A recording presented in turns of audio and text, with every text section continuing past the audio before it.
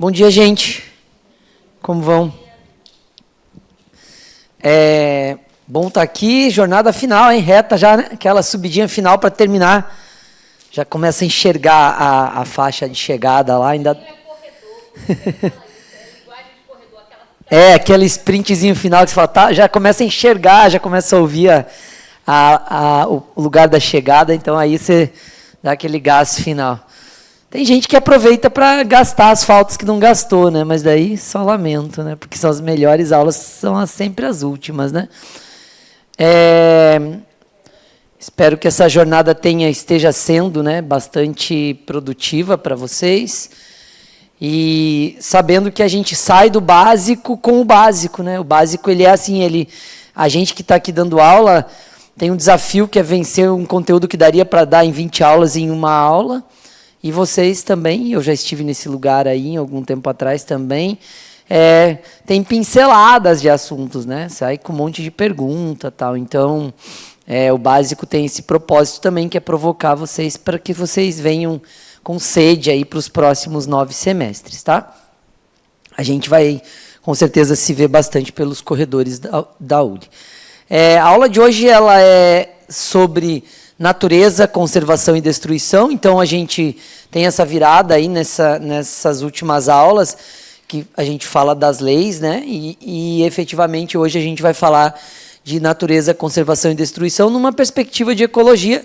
Em alguns momentos você vai se perguntar se você está no centro espírita mesmo, mas acontece isso aqui na ULI várias vezes, né? Porque a gente é bastante transversal e, efetivamente, a gente vai procurar fazer algumas conexões sobre os temas, sobre o que a gente tem aí da doutrina e trazer um pouco da atualização sobre essa questão, né, de meio ambiente, ecologia, sustentabilidade e tudo mais.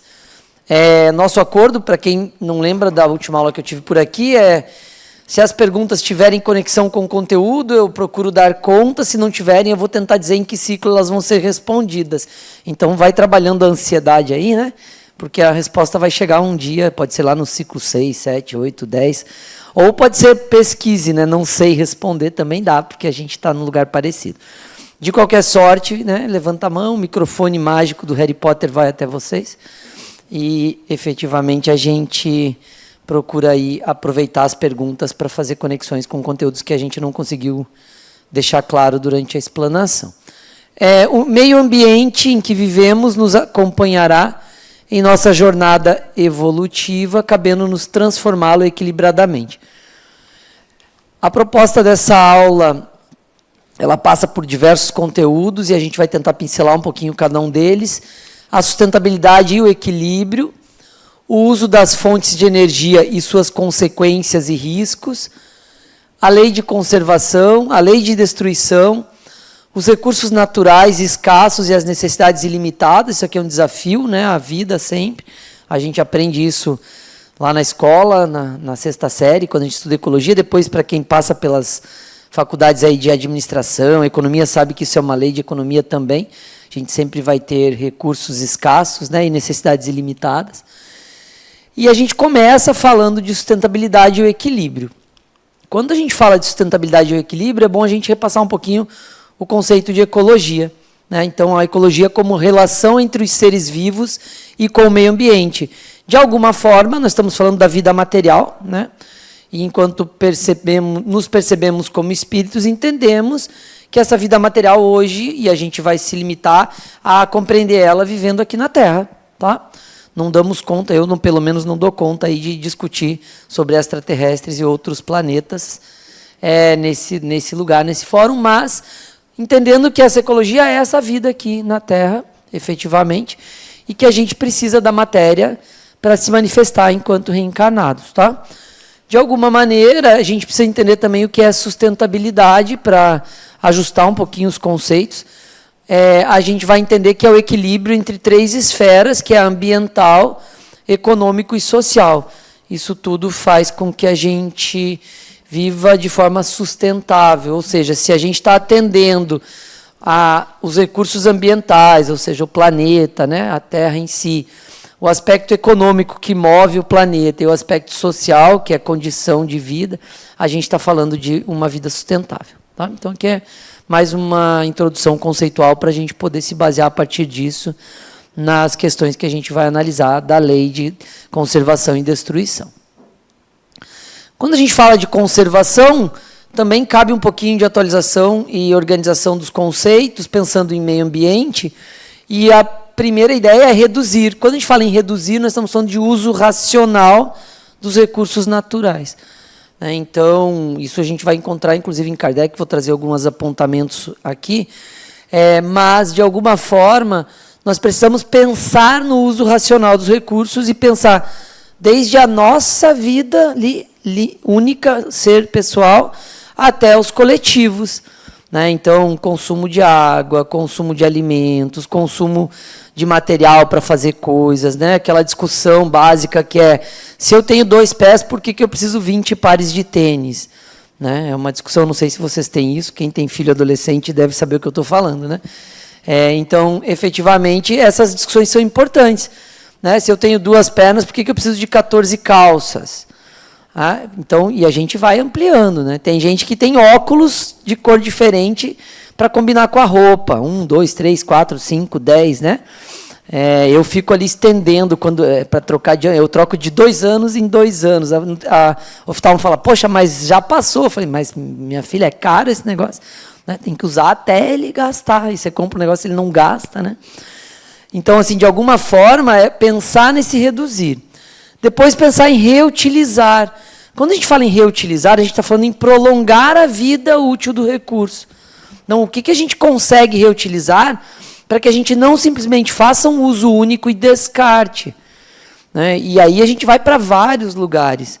Então, quando eu uso uma embalagem para transportar algo que eu vou comer e depois uso ela para armazenar algo que eu vou precisar, de parafuso a amendoim, Então, o vidrinho do palmito lá, levou o palmito até sua casa, você fez a salada de palmito e agora tem um vidro. Esse vidro é um pote, E que se você usar, dá para usar 1, 2, 3, 4 anos.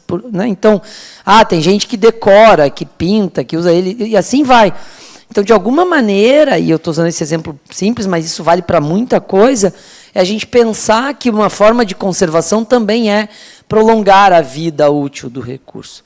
Então, quando a gente faz esse tipo de atitude, e aí pensando a gente, pessoa única, e pensando nos coletivos, isso é fundamental, porque a gente consome menos recurso. À medida em que a gente usa por mais tempo um recurso, eu consumo menos recurso. Eu preciso comprar menos pote quando eu adoto usar o pote que já trouxe a comida que eu comprei no mercado como pote. Ou simplesmente jogo fora e fico comprando pote. Então, esses exemplos fazem a gente pensar um pouquinho que a conservação, principalmente pensando em totalidade do planeta, está nas atitudes individuais. Porque é o nosso padrão de consumo, é o nosso padrão de uso racional, é o nosso padrão de prolongamento dos recursos que vai definir quanto vai se precisar produzir em termos de consumo do meio ambiente. E aí reciclar, que é o mais famoso aí dos R's, que é processar e fazer de novo com o mesmo recurso. Então, toda vez que eu moo algo, vou moer algo e fazer outra coisa com ele, eu estou reciclando, ou seja, fazendo um novo ciclo com aquele mesmo recurso. Então, eu pego lá o lixo, a coisa que mais se recicla no Brasil é latinha de alumínio. O alumínio recicla mais do que produz no Brasil, porque recicla, inclusive, o que importa. Então, é um dos primeiros materiais que bateu em 100% de reciclagem no Brasil. Então, a gente pega, moe, derrete e faz outra latinha. Então, isso é um exemplo de reciclagem, isso serve para vários outros materiais, madeira, papel, plástico, metal. Então, existe uma possibilidade de reciclar e fazer um novo produto com a mesma material, sem usar recurso natural. Lógico que isso depende de política pública, de cultura de reciclagem, de cultura de separação, de destinação. Infelizmente, a gente vive numa região do país que a gente separa e vai para o mesmo lugar no final. Então, você pode separar seu lixo, mas não tem uma coleta seletiva adequada. Então, isso é um desafio. A gente ainda está bastante atrasado nisso, não só como região Nordeste, mas também como Brasil. Tem países que já estão com problema, eles não têm onde pôr o que reciclam. Tem país que já está tendo um problema que é o próximo problema.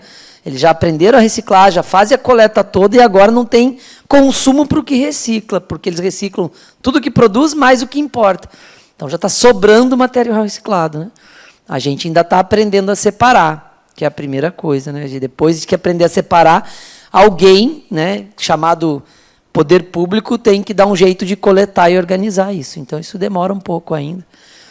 Efetivamente, eu vivi numa cidade que é exemplo no Brasil, que é Curitiba, que foi uma das primeiras cidades a implantar coleta seletiva, e lá já tem dia certo para jogar o lixo padrão, tem sacola de lixo da cor certa, a pessoa é multada no IPTU se colocar a sacola no dia errado, então é um outro já nível de cobrança sobre isso e de adequação da cultura. A gente recicla, separa e o governo dá conta de reciclar. Então, isso é bem legal, mas ainda não é a realidade de todas as cidades do país, né? E isso eu acho que é gradativo, né? Então, a gente vai, nesse lugar, aprender a conservar o meio ambiente a partir de posturas pessoais. Depois que a postura pessoal tiver, o coletivo vai dar conta, né? Vai ter um coletivo que vai dar conta. Já tem coleta de algumas marcas, já coletam no supermercado, as coisas, ou seja, a gente está caminhando para esse lugar.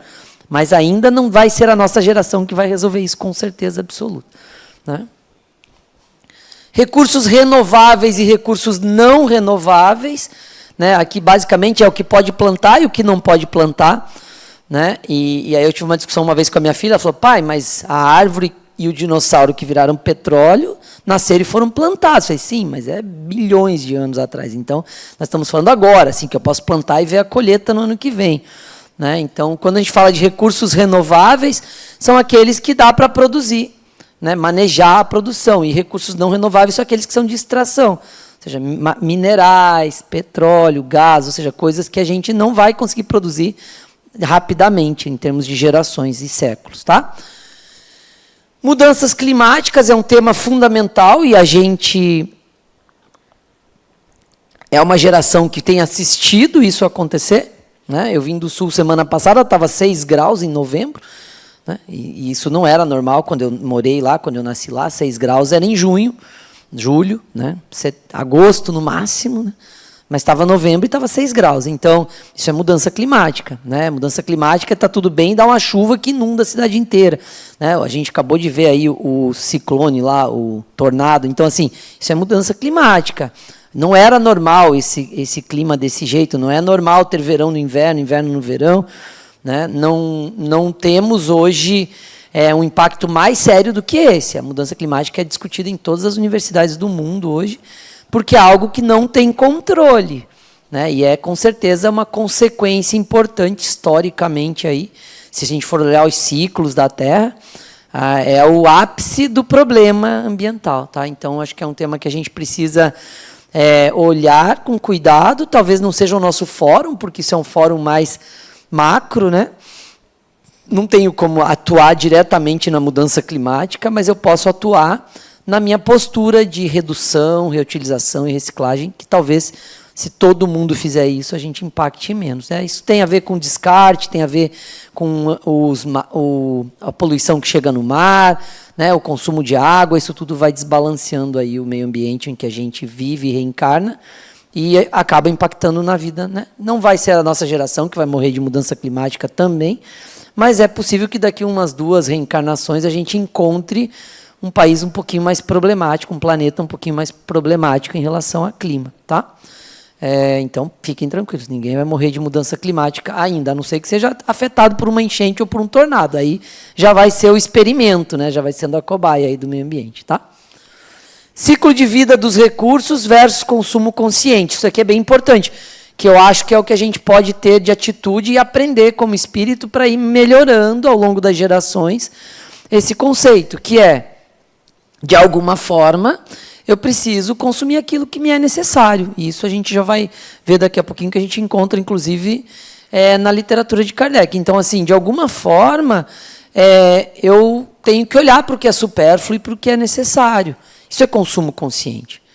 Eu tenho que perceber se realmente eu preciso tantas vezes, né, de tantas formas. Então, isso é a gente olhar. E a outra questão é olhar para o ciclo de vida.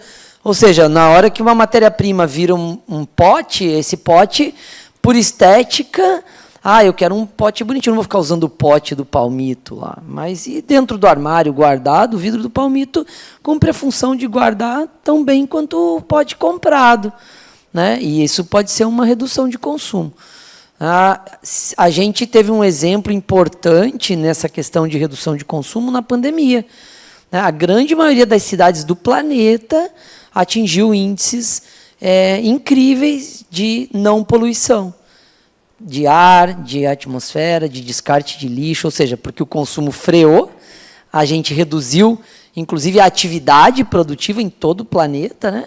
Pela questão de necessidade de fechamento, de isolamento e tudo mais, e o planeta bateu em níveis que são os níveis que são necessários para que a gente não tenha problemas ambientais. Então, isso mostrou para a gente que, efetivamente, o consumo e a forma de vida que a gente leva não é sustentável em termos de estrutura de ambiente. Tá? Então, acho que isso é uma reflexão importante, ainda conceitual. E, para fechar, economia circular e logística reversa.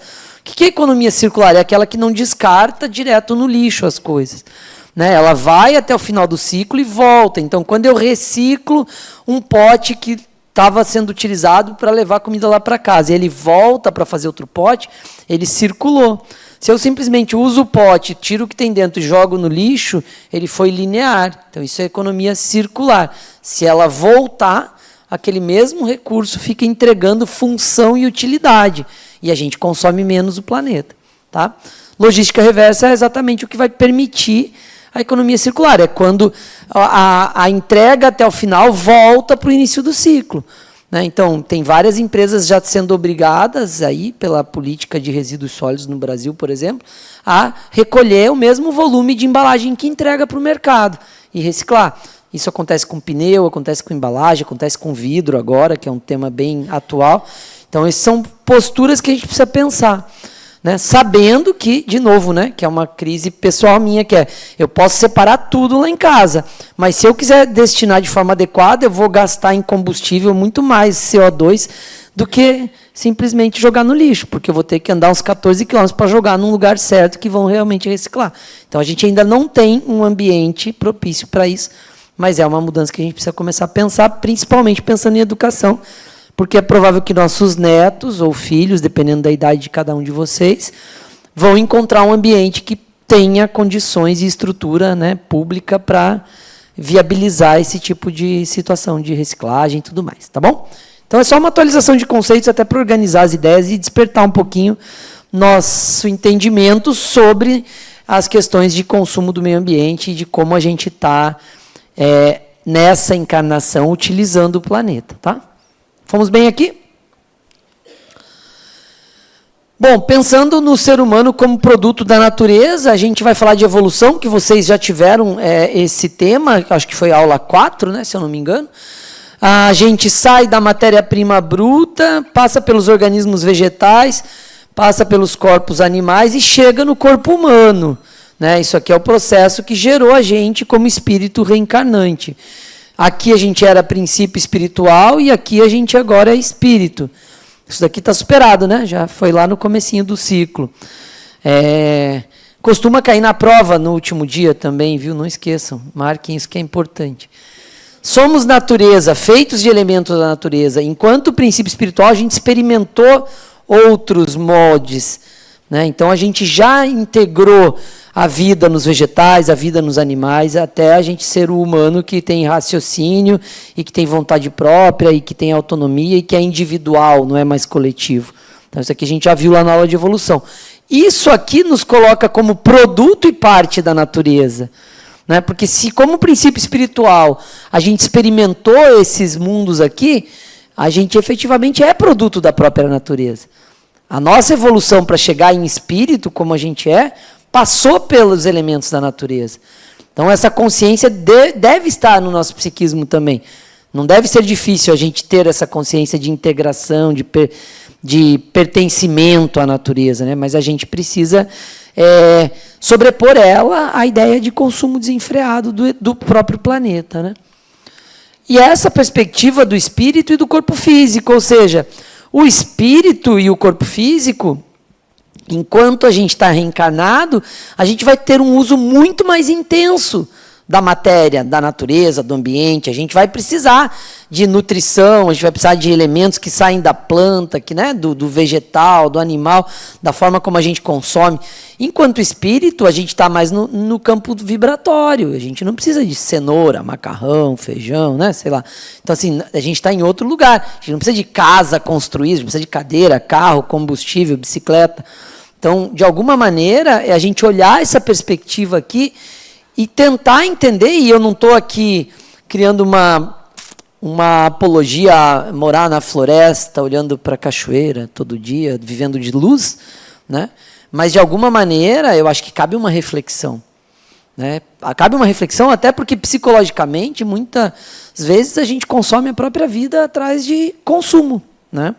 Então, acho que essa é uma reflexão importante e cabe nesse lugar de natureza utilizar isso como lógica. Será que eu não estou correndo atrás da matéria que me consome e consome o planeta só? Será que é isso que está norteando a minha encarnação? Então, acho que é uma reflexão que a gente pode fazer a partir dessa provocação. Então, somos natureza, feitos de elementos, passamos por esses estágios aqui, dentro da nossa perspectiva de evolução. Isso faz com que a gente possa ter uma integração melhor com o que é o ambiente, com o que é o planeta. Ok?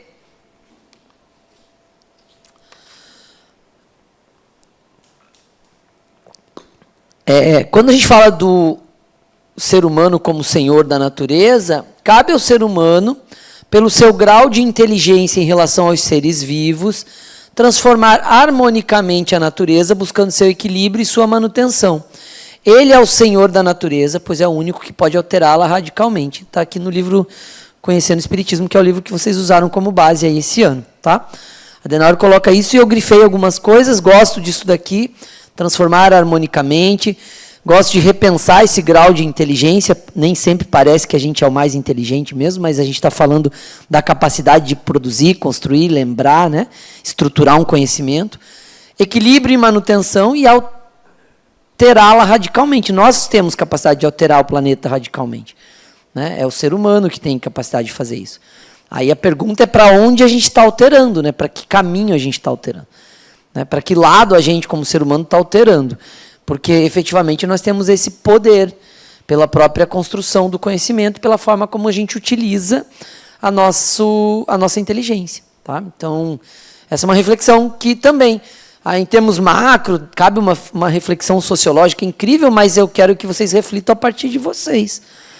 Porque quando minha filha, com 4 anos, sai de dentro do banheiro com o rolinho do papel higiênico e fala: pai, não posso jogar no mesmo lugar o rolinho quando acabou o papel. Isso daqui é reciclável. Oba! Eu, com 30 anos, nunca tinha jogado esse rolinho em outro lugar, a não ser no mesmo lugar do papel higiênico. Então, é uma reflexão. É verdade. E aí a gente passou a guardar o rolinho e fazer maquete, fazer não sei o quê, ou seja, o rolinho virou material. Ele era um material que estava sendo jogado fora, por mim, há 30 anos, indo no banheiro diariamente. É louco isso, se for pensar.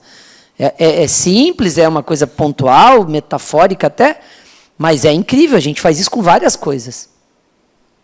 Porque não é chique usar o vidro do palmito, mas gastar 3 quilos de plástico por mês jogando pote velho fora é chique. O que é chique? Então a gente tem que olhar para esse lugar também. Que é a reflexão do tênis, Mas, filha, precisa de tantos tênis, um para correr, um para sair, e um intermediário já não está bom? Não, pai, esse tem que combinar com a calça, que também são 8. Então, já são 8 tênis, se for pensar um por calça. Então, na prática, é a gente olhar para esse lugar, para o lugar de que a gente talvez esteja radicalmente fazendo algo que não precisa ser feito com relação à natureza. A importância de preservar a Terra para gerações futuras, a Adenauer traz isso, e eu acho que isso é a grande sacada, porque, efetivamente, quem vocês acham que são as gerações futuras? Quem são as gerações futuras que vão usar esse planeta que a gente vai deixar quando morrer? Nós mesmos. Quando a gente adota o conceito de reencarnação, a gente tem que cuidar do que é nosso, não é para o outro, não. Mas é para o meu filho. Que nada, é para você, brother. A hora que você morrer, daqui 30 anos, você está de volta. Respirando o ar poluído que você deixou. Então, na prática, é meio que talvez até egoísta falar isso, mas cuide do que você vai usar, porque é você que vai usar depois. Tá? A natureza é o ambiente no qual o espírito exerce o aprendizado necessário à sua evolução. Preservar esse ambiente é fundamental ao progresso e à continuidade das gerações futuras. O ser humano não deve apenas cuidar do meio ambiente externo, mas também da outra metade do ambiente, que é o interno. Ou seja, naquela visão sistêmica, se a gente entender que nós somos parte da natureza, né, então a gente tem que se cuidar também a partir da ideia de que a natureza somos nós. Né? Para quem lembra e gosta, ou que para quem não gosta, vou falar rápido para não dar pane, tabela periódica. Né? Quando fala isso, às vezes dá um tremelique na pessoa. Né? Tabela periódica. A gente é feito de tabela periódica. A mesma tabela periódica de que é feita essa cadeira aqui. Ó. Né? Se a gente for decompondo isso daqui até o final, vai chegar num monte de coisa de carbono, de não sei o que. Ou seja, é a mesma coisa. Da mesma coisa que é feita a cenoura, da mesma coisa que é feita a borboleta, seja lá o que for. Todo mundo é tabela periódica. Né? Então, se a gente for olhar para esse lugar, nós somos a própria natureza. E quando a gente está fazendo mau uso, é o mesmo mau uso que a gente faz quando a gente não se cuida em termos de saúde física. Né? É o mesmo mau uso. Porque o corpo é o veículo que a gente reencarnou e que vai usar até o final da vida. Se ele bugar antes, se ele estragar antes do tempo, sua reencarnação vai ser abreviada. Né? E a gente tem que olhar para o corpo como uma parte da natureza também. Então, esse olhar aqui é pensar no interno e no externo como parte da natureza. É uma visão que a gente sai de nós, né, e olha de cima e fala, pô, tudo isso aqui é natureza. Né? E se tirar o zoom, a gente vai ver só um planeta lá, com as suas partes. Então, de alguma forma, a gente pode amplificar essa ideia e perceber que cuidar da natureza, que ter posturas diferenciadas, perceber essa importância da autopercepção como parte da natureza, faz com que a gente mude. Né? Porque você joga lixo para dentro de você, né? Por que você joga lixo, então, pela janela? Ah, mas eu jogo. Tem gente que joga mesmo, né? Porque metade das pessoas morrem pela boca, né? Eu tenho uma teoria, né? A gente come errado, né? A gente se alimenta errado, a gente bebe errado. A outra metade morre porque não cuida do que tem, né? Então, na prática, é um olhar, e talvez a gente faça a mesma coisa com o ambiente. Né? E a gente não está percebendo que a gente é o ambiente também. Então, essa percepção sistêmica que faz a gente olhar e falar, eita, isso daqui sou eu. Né? Isso daqui sou eu. Tá? É uma crise boa, leve, mas boa. Tem outras crises importantes, mas essa é boa também para a gente ter. O uso das fontes de energia e suas consequências e riscos é um tema que a nossa geração viu acontecer de forma bastante importante, e com essas retomadas de guerras mais presentes aí atualmente, né? A gente está vendo quanto essa coisa de ficar na ameaça nuclear, não sei o quê, né? A gente tá com isso ainda. Parece que era passado. Nesses dias eu estava pensando, parece que estava no passado, mas não está. Sempre tem um maluco para encabeçar um negócio desse. Sempre tem um espírito que está ali, sou eu, né? Fazendo uso dessas loucuras. De alguma forma, pensar em fontes de energia, nós podemos listar aqui, né? Como energias poluentes, combustíveis fósseis, né, petróleo, basicamente, termoelétricas e hidroelétricas, que tem um impacto ambiental gigante, né, que é desviar rio, fazer reservatórios gigantes, mudar, inundar, mudar todo um ecossistema. E energias limpas, e aí aqui já começa uma discussão, porque aqui já tem problema também em algumas, mas de uma forma superficial, porque a aula ela está no lugar, né, que não é o lugar de discutir as energias propriamente ditas, mas eólica, solar, geotérmica, que é do vapor, maré motriz, que é aproveitar a onda batendo todo dia lá, biomassa, que é bem importante porque resolve descarte, né, que é restos, resíduos, e nuclear, com vários riscos, né, porque a gente sabe que tem possibilidade de mau uso. Tá? Então, esse olhar aqui, em termos de poluição e meio ambiente, coloca, né, a gente nesse lugar. Aí tem várias discussões, sim, ok, solar, mas a hora que começar a trocar essas placas vai gerar toneladas e toneladas de lixo que não cabe em lugar nenhum. Né? Sim, vai acontecer. Então, infelizmente, aí a gente vai evoluindo e pensando como a gente melhora. Mas ainda assim é melhor do que a queima do combustível fóssil. né? Então, é um olhar que a gente vai usando, talvez não seja o mundo ideal ainda, mas é o mundo melhor, né? Quando você vai ter uma possibilidade de geração solar ou eólica bem menos poluente do que a queima de gasolina, petróleo e tudo mais. Tem um microfone aí atrás, aqui, ó.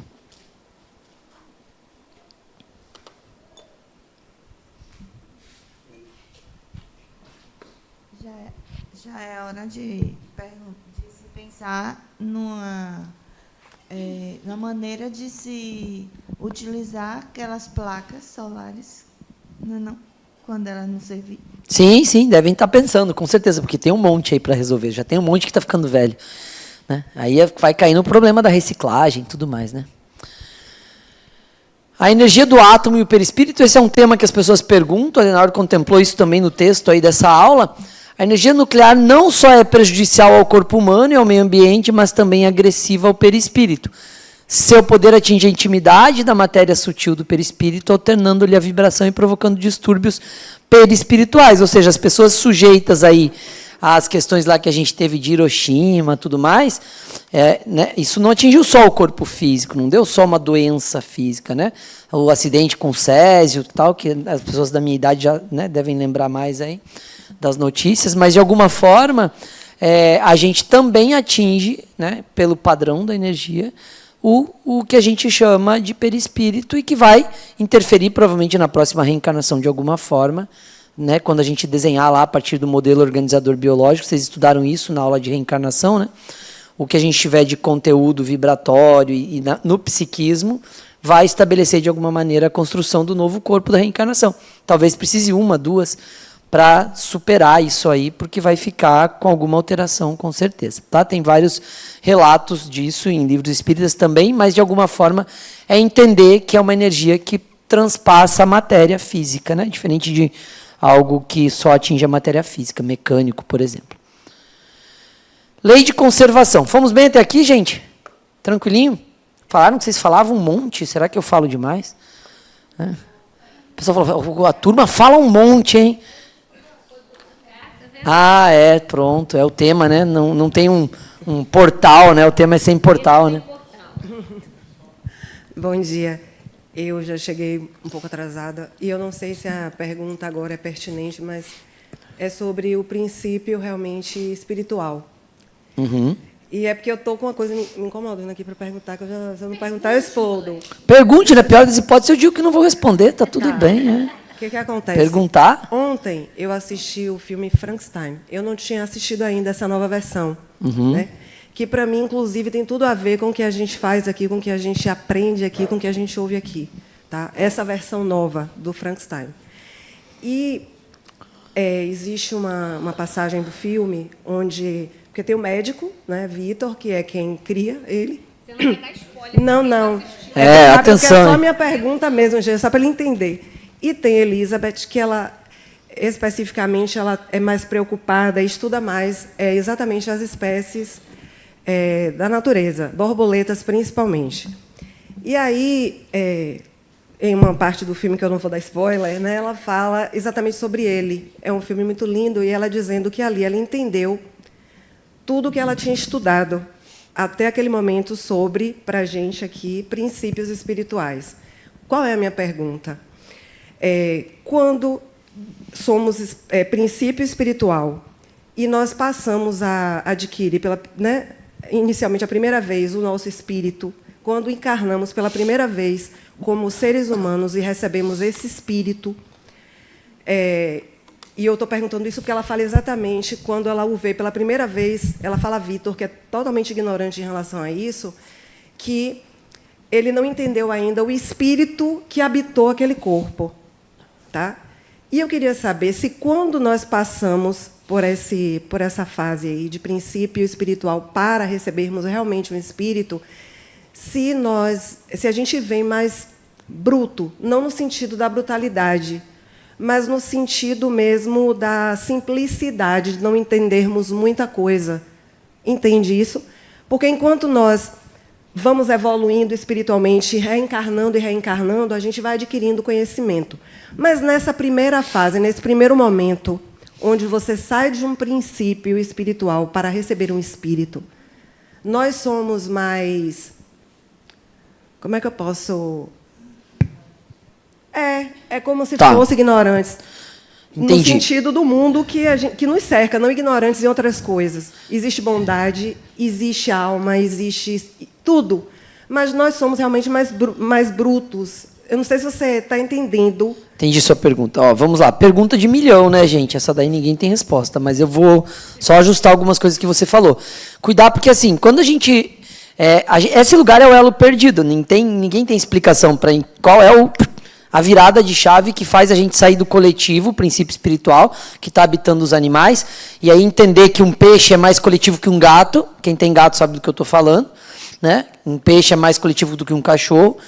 Um cachorro é mais individual que uma vaca. Tirando a vaca do meu avô, que ele chamava por nome 11 vacas, e elas enfileiravam na fila certa. Né? Mas aí já é vaca do meu avô, não é a vaca qualquer. Né? Mas, na prática, é a gente pensar que a gente sai de um coletivo para o individual. Essa é a essência que a gente defende aqui na URI, que existe uma consciência de indivíduo. A gente ainda não é individuado, mas já tem uma consciência de não coletivo. Né? E aí, sim, é mais bruto, na palavra de não brutalidade de agressividade, mas no sentido de simples e ignorante, que a gente aprende no Espiritismo mesmo. Então, nesse lugar... é o lugar em que começa a consciência. A gente não recebe o Espírito, a gente se torna. Então, a gente do princípio espiritual coletivo se torna individual. Agora a gente reencarna um a um, não mais coletivamente, não mais como alma-grupo. E aí é uma discussão que cabe outros temas, a gente vai fugir muito do tema se a gente for por aí, mas a gente se torna indivíduo, né? Se percebe, tem consciência de indivíduo. E aí, a partir daí, vai construindo, a partir do ciclo da reencarnação, integrando habilidades, né? Trazendo experiências, integrando habilidades e lidando com as limitações por milhares e milhares de anos, até chegar no que a gente é hoje, que ainda tem um monte de coisa para resolver, mas já assim é muito mais carregado de habilidades do que era quando a gente deixou de ser animal. Né? E isso acontece sempre, porque tem um monte de vegetal, tem um monte de pedra, tem um monte de animal, ou seja, esse ciclo é contínuo. Né? Mas aí entram outras perguntas. Né? Então, está nascendo o espírito todo dia novo? Sim, provavelmente sim, na minha percepção. Né? Porque sempre, todo dia, deve ter algum coletivo se tornando individual. Tá? Eu acho que ali no filme mistura um pouquinho, talvez dê para a gente tratar em paralelo, não, mas entendi o que você falou, mas de alguma forma... não é exatamente isso. Nós nos tornamos indivíduos quando saímos do coletivo, deixamos de ser princípio espiritual e passamos a ser espírito, e a gente entende que essa virada de chave é quando temos consciência de si, indivíduo. Aí começa a trajetória de espírito reencarnando como espírito. Mas aí dá para a gente viajar em vários aspectos, mas eu acho que isso já ajuda um pouquinho, né, a estruturar a sua percepção. Foi? Oi. Digue. Ô Plínio, eu vi uma reportagem uma vez que aqueles ventiladores eólicos, né? Certo. Estavam prejudicando as populações, né? Onde eles ficavam bem perto. Eles produziam uma zoada que estava... Então, por exemplo, até a gente vê assim, é bom, mas sempre... tem que ver, porque às vezes pode causar algum dano, né? Sim, com certeza. No fundo, a gente sempre tem efeitos, né? Efeitos colaterais, né? Não, é a questão do remédio, né? A dose que diz se ele é bom ou é ruim, e o efeito colateral. Eu entendo que tem impacto, óbvio, porque tem um vento no lugar, daí coloca um monte de torre com um negócio gigante que vai zoar, que vai mudar a história das hidrelétricas. Foi incrível quando criaram. Mas o impacto que deu inundando um monte de lugar, tal, e assim, rios, e não sei, retendo rios, né, fazendo diques, tal. Então, acho que isso é natural, e é natural da nossa intervenção no planeta. Né? Não tem como. A gente está interferindo. O que a gente tem que ter é inteligência para interferir. Né? Meu avô plantava, sei lá, amendoim lá no sítio dele, colhia um saquinho para cada terreno gigante. Hoje colhe aquilo por metro. Né? Por quê? Porque tem muito mais gente para comer amendoim. Então, assim, a necessidade do impacto, a quantidade de espírito que fica encarnado, que é muito maior, né? A população das cidades, não sei se vocês já tiveram essa curiosidade, mas se você pegar 100 anos atrás, todas as cidades tinham metade da população. Então, a pergunta é, de onde veio tanto espírito, né? A primeira resposta é que morre muito mais demorado, né? Antes era velho com 45 e morria nos 55. Né? Hoje, nos 55, você está na metade da vida. Né? E aí, você vai morrer com 100. Você vai morrer com 100, já tem o dobro de gente na Terra. Porque se morria com 45, 50, se ficar todo mundo com 100, já é o dobro vivo. Né? Então, aí já é um problema sério para resolver. Tá? Acho que isso é natural. Quando estuda ecologia, efetivamente estuda isso, que é o impacto do tempo de vida na Terra. Né? Ou seja, a gente está ficando vivo mais tempo. Né? E aí, se a gente pensar em aspecto de espírito, provavelmente tem mais espíritos mesmo encarnados. Onde estavam todos desencarnados? Talvez, não sei. De repente estão virando mais rapidamente indivíduo. Tem várias loucuras para pensar aí. Né? Aí a gente fica aqui até o final da noite e não chega a conclusão nenhuma. Mas é uma boa reflexão.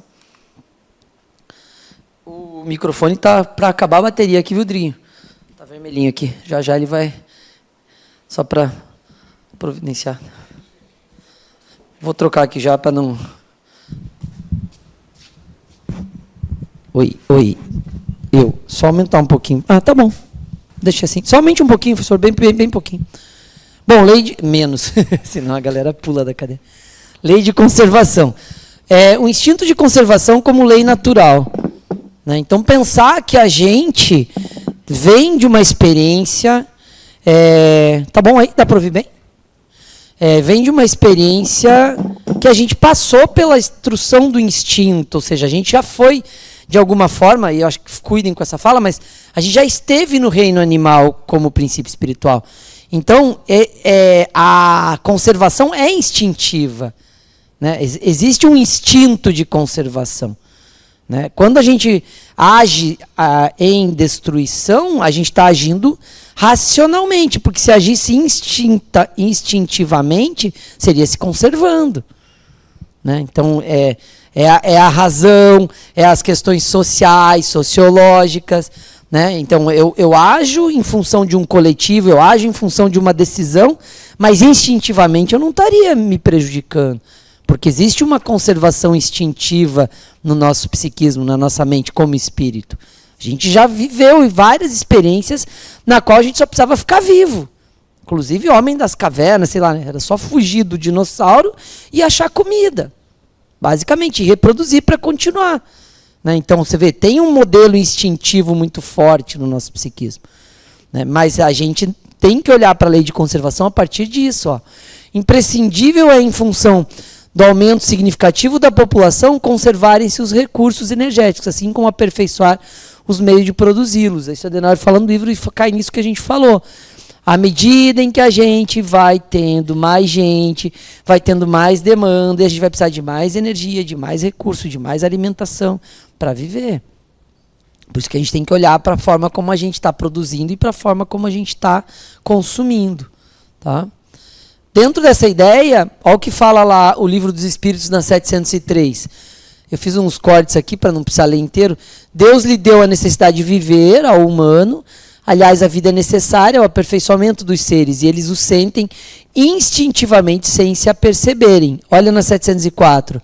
Deus não poderia dar ao homem a necessidade de viver sem dar-lhe os meios, por isso faz a terra produzir para fornecer o necessário a todos. Ou seja, tem uma estrutura do sistema ecológico, né, do sistema planetário, de tudo, que deveria funcionar em harmonia. Mas à medida em que a gente vai interferindo, a gente vai tendo que interferir também para resolver o que a gente deu conta. No momento em que se a medicina descobre um remédio que faz a gente viver 100 anos, né, a agricultura tem que resolver uma solução que é comida para pessoas que morrem aos 100 anos. Né, porque agora vai dobrar a população. E esses impactos vão acontecendo em tudo. Água, energia, luz e assim vai. Então, eu acho que esse lugar de intervenção nosso, de como a gente manuseia o planeta, ele é também um desafio nesse sentido. Na medida em que a gente se perpetua, a gente vai consumir mais, vai ter mais necessidades e tal, tá? E aí, ó, na 704 ainda, sobre consumo consciente, né, que é o necessário e o supérfluo, embora não fosse chamado assim, mas é sobre isso, Por isso faz a terra produzir para fornecer o necessário a todos os seus habitantes, porque só o necessário é útil.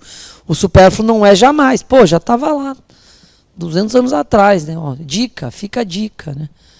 Aí eu tentei mostrar isso para minha filha no 14º tênis, mas ela falou, pai, isso aí tá antigo, ultrapassado, nem tinha tênis naquela época. Relaxa. É só mais um.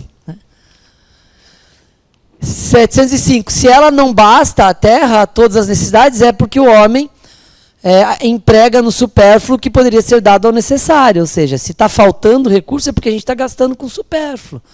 E é o homem, viu, para tirar aquela coisa que a mulher que gasta, tal, tá vendo? Ó, lá já está no livro dos Espíritos, está dizendo que é o homem. Lá tudo era homem, né? Porque o português antigo era o masculino, mas efetivamente a gente olhar para esse lugar. Teoricamente, o sistema funciona por si só. Se está desequilibrado, é porque a gente teve alguma atitude em desequilíbrio. Pode falar. Bom dia, meu nome é Rosângela. Plínio, veja, eu estou adorando essa palestra, porque eu estou, à medida que você vai falando sobre o tema, eu vou refletindo assim em mim, né, nas minhas ações, minha vida, sobre essa consciência, né, de conservação, como tem aí o supérfluo, porque eu sou demais, né? Aí, enquanto você estava falando do tênis da sua filha, né, que ela, para que você perguntou, para que mais de 3, filha, né? Enquanto eu me olhei hoje, vim toda combinando de vermelho, colar com sapato, com vestido, tem 3 óculos, 2 dentro da bolsa, 1 no carro vermelho. Aí, enquanto você estava falando, eu me olhei assim e disse, meu Deus, o que é isso? Olhei para a colega do lado, ela também está toda de verde, combinando, brinco com bolsa. Deve ter também várias, né? Para acessórios. Se for a Mônica, que anda de vermelho o gibi inteiro desde que eu nasci, tá tudo bem, né? O problema é se na segunda é verde, na terça é azul, na quarta é laranja. Está feia a coisa. Pois é, aí eu vim refletindo sobre isso e eu tenho essa consciência. Mas eu não consigo parar. Por exemplo, em casa, tem um funcionário que vai num prédio, e à medida que eu vou usando as coisas dentro de casa, na hora que eu que pego o lixo e coloco, por exemplo, tem uma seringa, né, porque eu sou diabética, eu uso aquela seringa, eu tenho cuidado de colocar e digo, fulano, cuidado, ó, aqui tem uma seringa para a coleta não se machucar, aqui tem o vidro, aqui tem o plástico, aí eu vou separando, e na hora que eu entrego a ele, eu aviso, porque ele não tem essa consciência que eu tenho. Eu tenho essa preocupação. E, na hora que eu estou comprando, eu me sinto culpada. Eu estou comprando, estou ali alegre, naquela euforia. Eu estou comprando 2, 3 da mesma cor para combinar, que eu sei que aquilo vai entupir o guarda-roupa, às vezes eu nem uso. Como eu peguei essa semana vários sapatos estragados, que eu sou uma centopeia, é um absurdo. Quando eu pego, eu não consigo, está estragado, está desmanchando, mas eu me senti tão mal. Peguei, joguei no lixo e fiquei refletindo sobre aquilo. Aí, à medida que você estava aí, dando a palestra e falando, eu fiquei assim, meu Deus, qual seria a forma de eu me libertar disso? Isso pode ter outras origens, como você cita, às vezes nem tudo está relacionado a essas atitudes do consciente, né? Eu sei disso, eu percebo isso. Mas eu também, ao mesmo tempo, me preocupo com me libertar disso, que parece que isso está aumentando. À medida que eu sou influenciada pela propaganda, pelo modismo, vai piorando. Vamos lá. Boa reflexão. Esse tema você vai ter que levar para a sua terapia, eu não vou dar conta, né? O que eu posso dar conta é a gente pensar efetivamente, né? Que só pensando em plástico, no Brasil, a ONU fez uma pesquisa 2 anos atrás pela Blue Keepers e definiu que a gente joga 160 gramas por dia no lixo de plástico, né? Então, em 10 dias, a gente joga 1,6 kg de plástico no lixo. Tá? 1/3 disso, com certeza, para no mar, segundo a ONU. Então, pense que cada um joga 1,6 kg em 10 dias no lixo de plástico, né? Então, só isso já... Né? Assim, né? Então, isso faz com que eu use os potinhos plásticos 200 mil vezes lá em casa antes de comprar um pote novo. Porque dá uma crise. 1,6 kg é muito plástico, gente. Por 10 dias. Né? Ou seja, em 30 dias, em um mês, você jogou quase 4 quilos de plástico no lixo. Sendo que pelo menos 1,5 kg disso parou no mar. Né? Depois, quando chover loucamente e inundar a sua casa, lembre que você participou desse desastre climático aí. Sem pressão, isso vai ser só para daqui umas 3 gerações. Mas aí você cuide para não reencarnar quando tiver tudo inundado, né? Ou reencarne nadador, né? Nadando bem, né? É tipo isso, né? Obrigada. Bom dia, meu nome é Ariane. O essencialismo, o minimalismo entraria nesse... Acho que sim, é uma tentativa, embora seja extremo, né? Os extremos às vezes são complicados, mas sim, é uma tentativa. Eu acho que é uma boa reflexão. Sobre essa questão do lixo, eu não sei se todos sabem, mas em alguns supermercados ele tem aquelas máquinas para você descartar vidro, né? E de um tempo para cá eu passei a fazer isso. E para algumas máquinas ela tem até um benefício de retorno. Para quem faz uso de bebida alcoólica, tem a Heineken que fez esse projeto aí. E aí você pode trocar por produtos. Sim. E também tem o descarte para você ter esse nível de consciência, porque o vidro ele leva muitos anos para... Sim. Várias empresas já estão nesse lugar. Acho que vai chegar isso. A gente deve pegar isso nessa geração ainda. As grandes marcas responsáveis aí, né? Porque basicamente são 10 grandes marcas aí que vendem, fabricam o que a gente consome. Então elas são as primeiras a fazer mudança, né? E a gente precisa estar atento porque é mudança de comportamento. É você ir para o supermercado levando as embalagens da semana, né? A gente não está acostumado a fazer isso, mas é legal, é bem importante, sim. E eu acho que é um movimento. E elas não estão fazendo porque são legais, elas estão fazendo porque elas usam isso para fabricar de novo e porque elas estão sendo multadas. Mas faz parte, a gente também só anda dentro da velocidade porque é multado, só põe cinto de segurança porque é multado. Então, no fundo, todo mundo é assim, não adianta ficar criticando. É a gente cuidando do bolso em vez de cuidar da gente. Aí demora para a gente virar essa chave. Muita terapia também. Oi, Plínio, Poliana. Eu estava conversando com meu filho sobre a Agenda 2030, né? Que a gente já passando quase... Faltam só menos de 5 anos de que fizemos. E aí eu achei de falar para ele, filho, nós somos espíritos evoluídos. Ele falou, você acha isso mesmo, minha mãe? Eu falei, claro, filho. Ele falou, não, mãe, somos os mais primitivos. Eu falei, não, filho, você quer voltar o quê? Ele falou, eu espero, minha mãe, voltar um morro alto, uma pedra, porque eu acho que é muito mais evoluído do que a gente, seres humanos. E eu digo para você que eu fiquei a semana... Em crise, né? Em crise. Eu falei, será que Gabriel tem noção do que ele está falando? Mas ele tem essa... Ele acha que o universo inteiro que é evoluído e que a gente ainda vai ter que passar... É ao contrário do que eu estou aprendendo aqui, né? Para ele, essa aqui é a nossa primeira fase, que a gente precisa ser pedra para estar evoluído. Infelizmente, não dá para voltar, né? A gente sabe que é só para frente, não... Os gregos acreditavam que voltava, algumas civilizações acreditavam, mas não dá para voltar. Então, a gente vai para frente agora e vai ter que aprender a lidar. E 2030 não está dando certo porque está longe, mas está chegando, né? Quando criaram a agenda, eu falei, está longe, vai chegar já e não vai ter feito zorra nenhuma. Ó, 715, fala o quê lá no Livro dos Espíritos? Sobre o limite do necessário. O sábio o conhece por intuição, muitos o conhecem por experiência e às suas custas. Ou seja, quando a gente gasta tudo e bate a falta, né? Do recurso, do dinheiro, da saúde, a gente fala, eita, exagerei. Né? Então, está dito aqui já. Ó. Se a gente lesse direitinho, já está aqui a dica. Tá?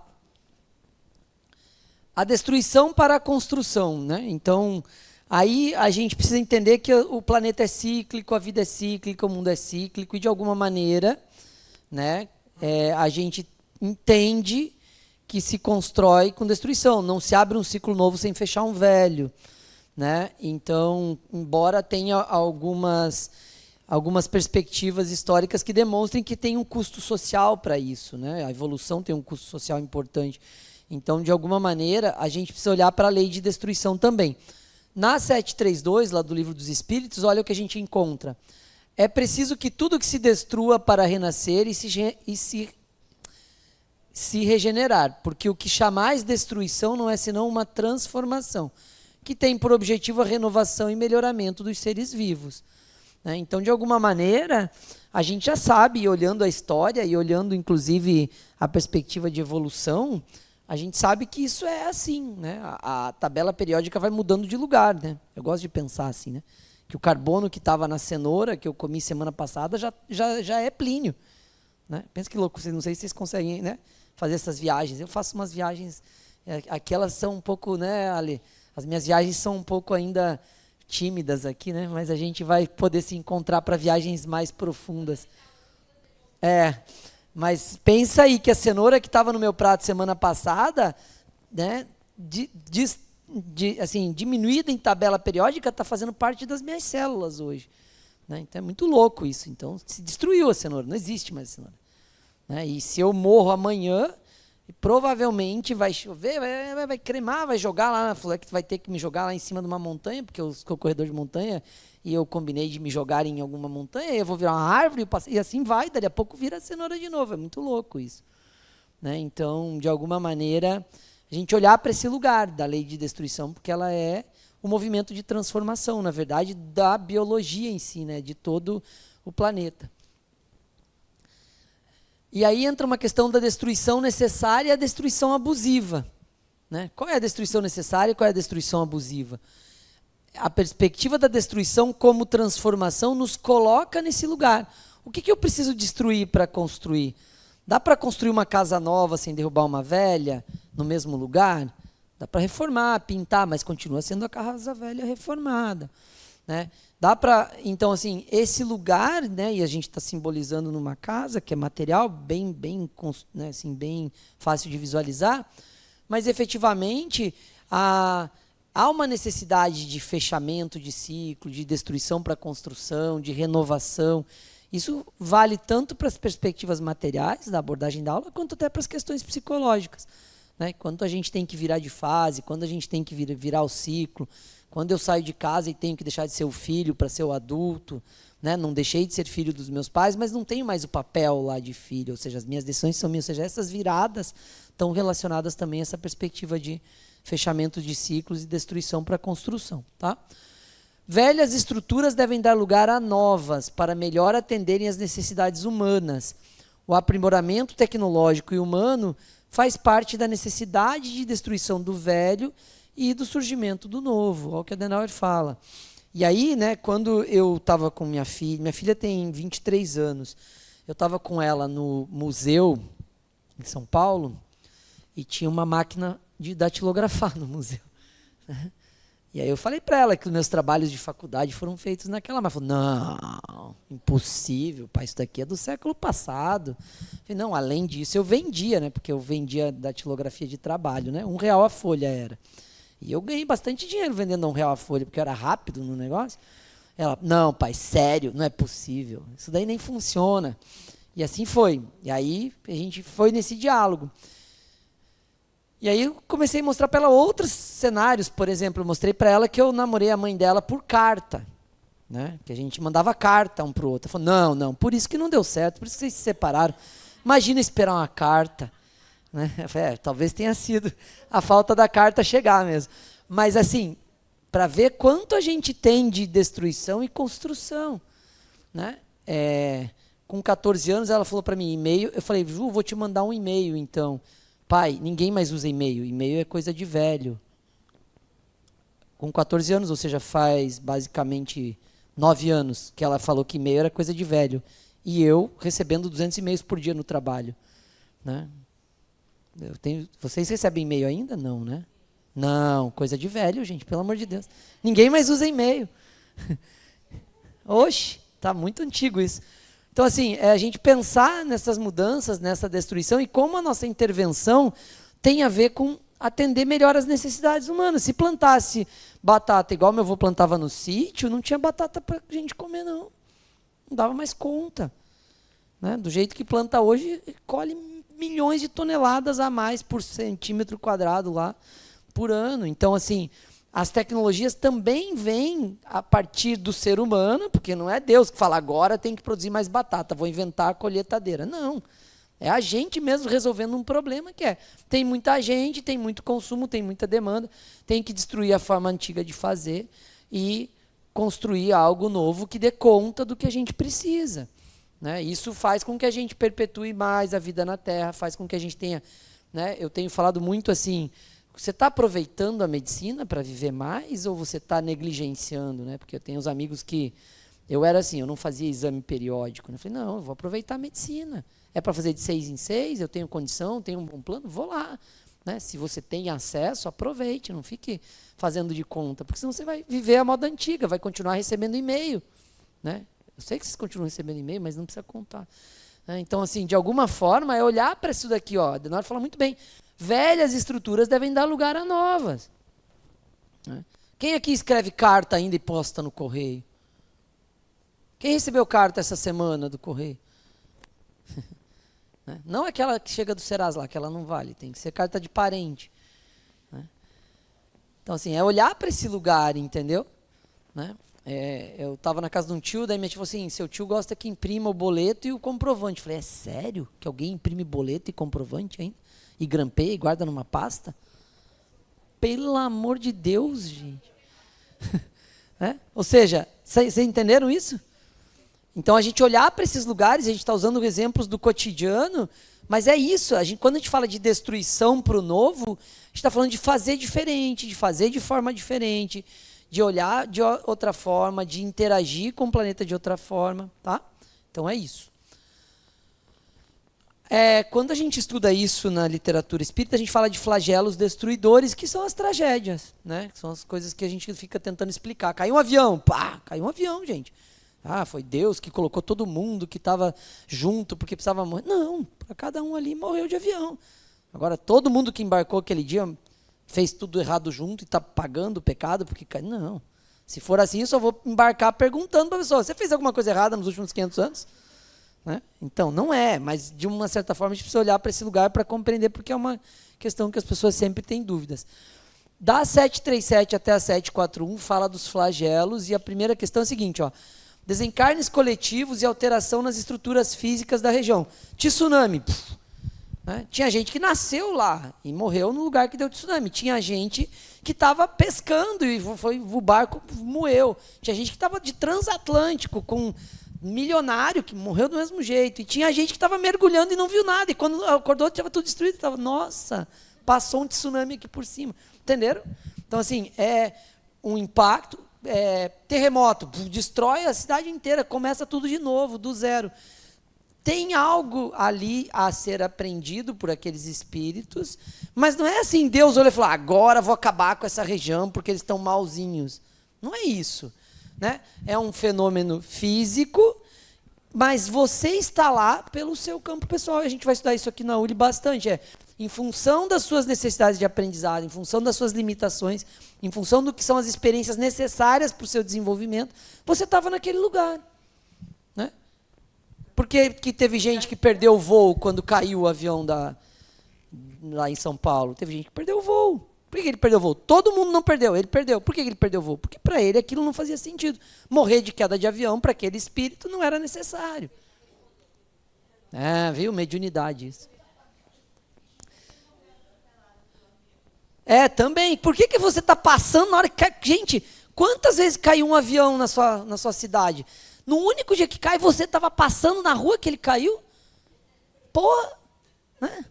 Pelo amor, né? Ai. Não tinha outro lugar para ir andar, né? Então, assim, de alguma forma aquilo está na sua experiência, está no seu campo e tudo mais. Tá? A gente vai estudar bastante isso aqui na URI. Resultado para a próxima geração. Quanto o Japão, depois de ser destruído na guerra, virou potência mundial? Como que a próxima geração reagiu a isso? Ai, meu Deus, meu país é o pior do mundo, vou ficar morrendo aqui até o próximo século. Não. Destruiu tudo, tinha que começar tudo de novo, mega reagiu. Ou seja, olha o flagelo, olha a destruição abrindo espaço para o novo. Né? Um dos países mais modernos por um bom tempo, tecnologia de ponta. Por quê? Porque tinha sido destruído. E a cultura e os espíritos que estavam lá e a forma de reagir a essa experiência faz muito jus à lei de destruição e construção. Né? Ou seja, de alguma forma a gente teve uma destruição, teve uma coisa coletiva, mas que aquele núcleo lá de espíritos que estavam naquele lugar reagiram e os fizeram disso um mote para crescer. Tá? Perspectiva do uso da inteligência na reconstrução, acelerando a evolução do conhecimento e das ciências na reação a epidemias, inundações, intempéries e catástrofes. Quanto a gente, como ser humano, reage quando acontece algo inexplicado? Né? Pô, tem prédio com mola, gente, nos países de terremoto. Né? Prédio Começa o terremoto, o prédio se balança tal, e nada acontece. No máximo cai a xícara da sua mesa.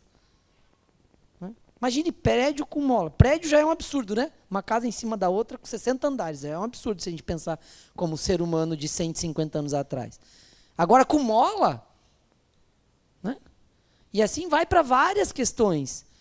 Né? Então, efetivamente, eu tive numa cidade na Europa que o lixo é colocado num tubo que tem na frente da sua casa que suga por vácuo até o lugar por tipo, plástico, vidro, orgânico, entendeu? E cada um vai por cano no lugar que tem que tratar. Pensa nisso.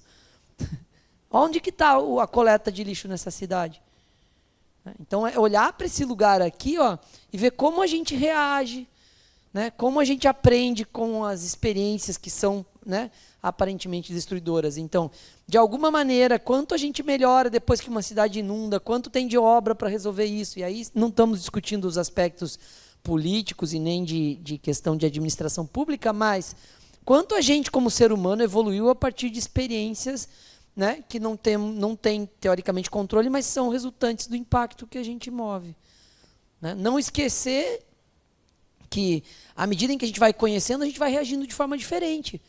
Né? Tem alarme com 8 dias de terremoto, na maioria dos países que sofrem terremoto. 8 dias antes, já tem um alarme, ó, vai ter terremoto, faça suas malas aí. Ou seja, tem previsão.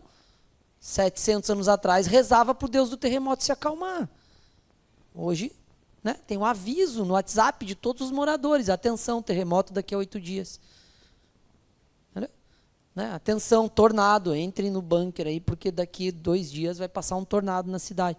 Ou seja, não é mais aquela perspectiva, ou seja, é conhecimento, é ciência, é evolução, é a gente lidando e se desenvolvendo para viver, de alguma forma, encarando aquilo que é a vida real aqui, enquanto encarnado. Tá?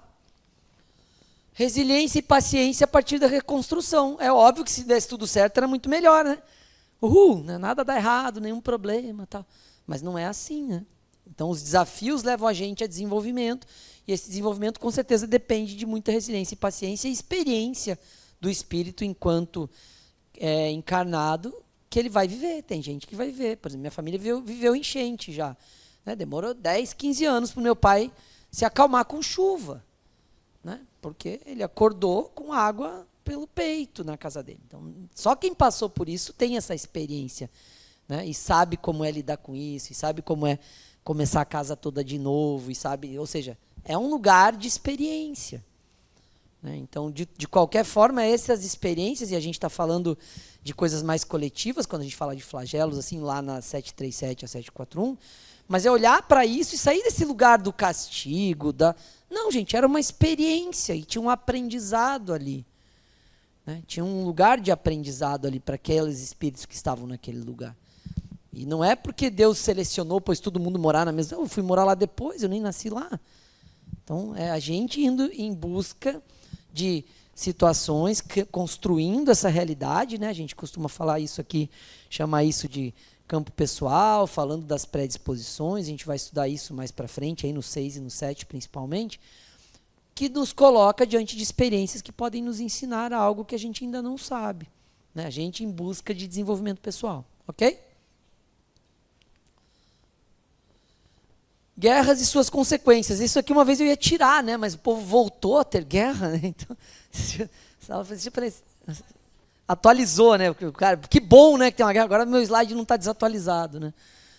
Pessoa sem noção. Né? 742. Predominância da natureza animal sobre a natureza espiritual e satisfação das paixões. Ou seja, no momento em que uma liderança política decide invadir o território do outro para ganhar um espaço, para ganhar um poder econômico, para subjugar um povo tal, é animal. Porque é assim no mundo animal. Leão briga por território, girafa briga por território, hipopótamo briga por território. Então é mais ou menos isso. E a 742 fala muito bem. É a natureza animal se sobrepondo. Né? É assim, eu vendo lá a estratégia do cara para tomar uma parte da Ucrânia. Eu falo, sério isso, gente? Mas isso é muito antigo. É que esse espírito do demônio está reencarnando aqui ainda, né, com essa visão. Né? Lógico que não é só é um povo, tal, mas tem uma liderança dirigindo, tomando decisões. De alguma forma, ainda é isso, é muito antigo. ainda é muito instintivo, é muito animal, é brigar por território, literalmente, né? Tá? Interesse de poucos impactando a vida de muitos, na 745. Né? Aí dá para você estudar a história com seu filho no Livro dos Espíritos. Olha que legal, acabei de ter essa ideia, né? Quem diria que a gente estuda as guerras no Livro dos Espíritos? Ou seja, poucos grupos econômicos, sociais, políticos, definindo a vida de muitos. Quantos já morreram? Né? E a gente vai extrapolando isso para várias outras guerras. Guerra do Golfo, Guerra Mundial, ou seja, que eu acho que está antiga para a gente, mas assim, você vê que parece que não é. Parece que é exatamente a mesma coisa, só mudou a tecnologia da guerra. Liberdade e o progresso como consequência. Né? Como que a liberdade e o progresso vai ser consequência de guerras? Lá na 744 ele traz essa perspectiva entendendo assim, de alguma forma isso muda o lugar, muda a cultura, muda as próximas gerações, embora para alguns isso se perpetua, né? Essas guerras religiosas, por exemplo, tem séculos aí que as pessoas estão defendendo ideias que já deveriam ter sido enterradas junto com quem já morreu, mas de alguma maneira é pensar nos impactos sociais, ambientais e econômicos, pensando em sustentabilidade, que era o nosso primeiro slide. Né? O que acontece num lugar de guerra? Né? Despenca tudo. Né? Parece que zera o jogo, sabe? Comece de novo. Por quê? Porque o interesse de poucos, porque uma natureza animal está atuando ali. Né? Destruiu tudo, começa tudo de novo. Tanto que aí entra ajuda humanitária básica, água, comida, remédio. Ou seja, volta para o zero, volta para o instintivo, para a sobrevivência. Né? Outro tema importante nessa questão de destruição é a pena de morte, né? Que é uma discussão... Bebe água enquanto ele pergunta. Boa, não tinha visto. Bom dia, Plínio. Eu estava aqui pensando enquanto você falava aí, também os colegas falaram, e veio uma palavra na minha cabeça que eu acho que condiciona a nossa vida material, que é o excesso. A gente nasce já, culturalmente falando e socialmente falando, sempre em busca do excesso, seja no contexto econômico, social, político. De que forma eu falo? Principalmente no capitalismo, você quer sempre consumir mais, no contexto capitalista. Ou, em se tratando de guerras, como você estava citando agora, a busca por um percentual a mais de terreno é motivo para uma guerra. Aí o que é que eu acho? Eu acho que, nesse caso, a gente tem que condicionar a nossa vida a não exceder para poder viver em plenitude do espírito? Não, eu acho que ser plenitude do espírito é muito, né? Para a gente pôr só o excesso para resolver isso, né? Mas sim, o excesso é problema, né? Os extremos são problemas, né? Tanto o de mais quanto o de menos, né? Não ter dinheiro para comer é um problema, né? Gastar 5 mil num restaurante é um problema? Não sei. Não ter dinheiro para comer é um problema. Mas aí quando 5 mil daria para alimentar 500, talvez seja um problema. Então os excessos são um problema, sim. E eu acho que é os extremos, eu diria, eu só ajustaria os extremos. Mas os extremos às vezes são necessários como experiência. Vocês viram em reencarnação, né? Quando a gente tem experiências opostas, né? Ou seja, em oposição àquilo que a gente viveu, a gente aprende que a despolarizar, né? Vai para o caminho do meio, polarizando normalmente. Está demais, depois está de meio. Entendi, o caminho é o do meio. Eu concordo que isso é bem importante para a gente, como espírita, encontrar esse meio termo, que é necessário e, ao mesmo tempo, não é excessivo. Né? Então, eu iria para esse lugar. Gosto dessa colocação, sim. Sobre pena de morte, necessidade dos homens julgando os homens, né? Do ser humano julgando o ser humano. Lá na 760. Quando a gente fala de pena de morte, a gente tem que pensar em preservação da vida, suprimindo o membro social perigoso. Então, na 761, tem essa questão. E aí entra uma crise. Né? Por quê? Ok, é o homem que julga o homem, então é o homem que pode decidir sobre a vida do outro, é o ser humano que decide sobre a vida do outro. Não, é Deus. Não, Deus não julga a gente. Não julga. A gente vai falar sobre isso. Não é Deus que vai falar, esse tem que morrer, esse tem que ver. Não é isso. Né? A efetividade nós como espíritos vamos viver e vamos ver experiências. Quando a gente ferir uma regra de conduta, a gente tem a consequência. Isso é o direito que organiza a vida em sociedade. Mas No momento em que eu tenho um ser humano matando um monte de gente, a gente deixa ele vivo? Não, a gente aprisiona, mas daí a gente aprisiona num lugar que ele não aprende nada e ensina um monte de gente que quando sair multiplica. É uma crise importante isso social, né?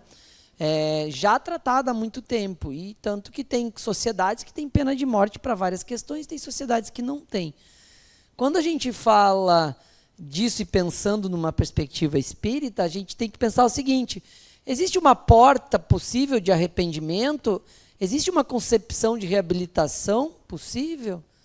Aí entra em um outro problema, que é parecido com o da reciclagem, né? O Estado dá conta de construir estruturas que reabilitam realmente, né? Tem um microfone ali, gente, ó, no cantinho.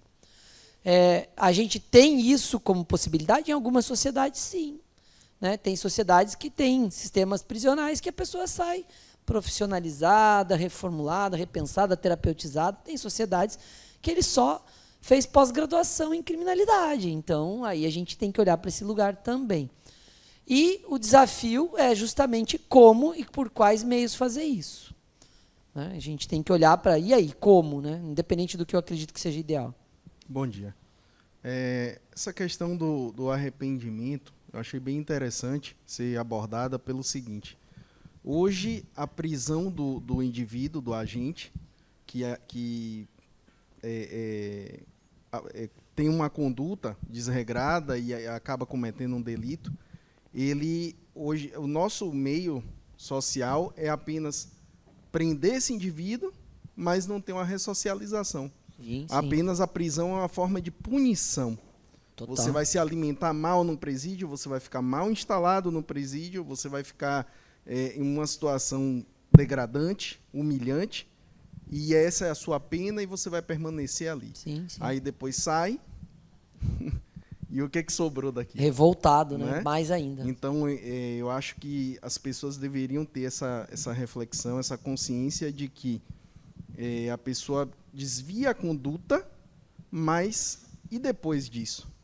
Né? Como vamos tratar essa questão para que aquela pessoa possa ter a sua punição, a sua consequência, não digo punição, mas a consequência, mas ao mesmo tempo ressocializando para que ela possa voltar, né, à sociedade de alguma forma melhor, né? Esse é um desafio, como eu falei, tem culturas que dão conta, infelizmente a gente é exemplo de uma cultura que não dá conta. Aqui realmente é uma situação bem crítica, e aí não cabe a gente discutir esse aspecto político, social na aula, mas é uma reflexão importante, porque tem países que dão conta de entregar uma ressocialização, de entregar um modelo de aspecto de reformatar, né? Reformatar a conduta social da pessoa a partir do delito que ela cometeu. Eu particularmente acho que existem indivíduos, espíritos, falando mais do espírito, que não são ressocializáveis. Eu acredito que existem mesmo, e eu não vou discutir a evolução desse espírito, não vou entrar, mas eu acho que a lei é igual para todos, mas ela não vai ter utilidade igual para todos. Então, existem pessoas que realmente não irão. Existem pessoas que são ruins de verdade. Né? Então, umas, sim, iriam se beneficiar desses projetos sociais que houvessem nas prisões, outros iriam sair do mesmo modo, isso não iria servir de nada, e a primeira coisa que iriam fazer é cometer um crime assim que saíssem. Eu digo assim, gente, porque eu já fui vítima de sequestro, e os 3 sequestradores eram totalmente diferentes um do outro, e havia um que era péssimo. Era entre todos, assim, você entendia, no meio daquele contexto, 2 pessoas tentando acalmar e uma pessoa querendo só. Então, os indivíduos não são iguais, os espíritos não são iguais. Eu acho que nem tudo serve para todos, entendeu? Concordo em partes, vou só fazer uma reflexão. A gente tem algo em comum, também fui sequestrado já, não indico, não é legal, uma experiência que eu não recomendo. Mas... olha só, vamos fazer só para reflexão, porque essa reflexão é boa, talvez a gente não dê conta de fazer ela inteira aqui, mas vamos fazer uma reflexão. Quem aqui tem condições de matar um ser humano, levanta a mão. Não, acho por você, não acho pelos outros, senão você já vai formar quadrilha. Quem tem condição, levanta a mão. 1, 2, É só sim ou não, não quero os depende. Sim, quem tem condições de matar alguém aqui hoje, levanta a mão. 1, 2, 3, 4, 5, 6, 7, 8, 9, 10, 11, 12, 13, 14, 15, 16, 17, 18, 19. Pronto. Quem aqui tem filhos? Pronto. Se alguém estiver tentando matar seu filho, você tiver um revólver na mão, você se atira ou atira no cara que está tentando matar? Quem aqui tem condições de matar, então? Opa, aumentou. Vocês entenderam?